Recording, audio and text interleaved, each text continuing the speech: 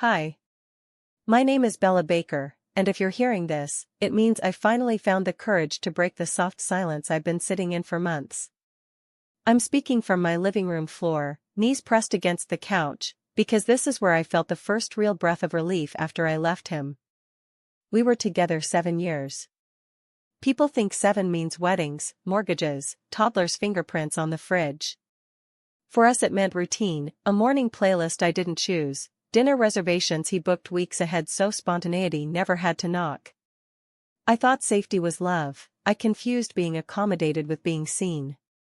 The moment I knew I had to go was laughably ordinary. A Thursday night in early spring. We'd just finished grocery shopping. My cart was full of items that spelled his name, oat milk he liked, the brand of pasta sauce his mother shipped from Boston. At checkout I realized I hadn't picked up a single thing that belonged unmistakably to me.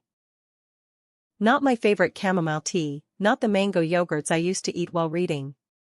It sounds trivial, but I felt a small, fierce grief bloom just under my ribs. I had downsized myself to fit the shelves of his life.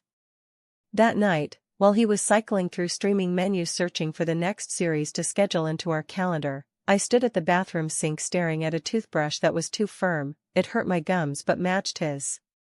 I wondered how many other tiny stings I'd absorbed because absorbing was easier than asking for change. Leaving wasn't dramatic. No suitcase thrown open, no slammed door. I woke early, wrote him a letter folded around the apartment key, and walked out with a single tote bag.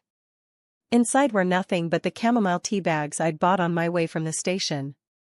I remember the nervous rustle of paper in that bag sounding louder than the traffic. People ask if he was cruel. He wasn't. That's the hardest part. He was thoughtful, polite, even tender. Just never curious about who I was becoming. And I, in turn, never demanded to be discovered. Love without curiosity is like water without minerals, clear, drinkable, but it won't nourish you. The first night alone, I brewed that tea in a chipped hostel mug.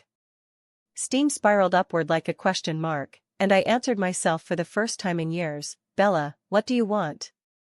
The silence listened, and that felt holy. So that's the real reason I left him. Not because he was bad, but because I was disappearing. And I would rather face the echo of an empty apartment than risk never hearing my own voice again.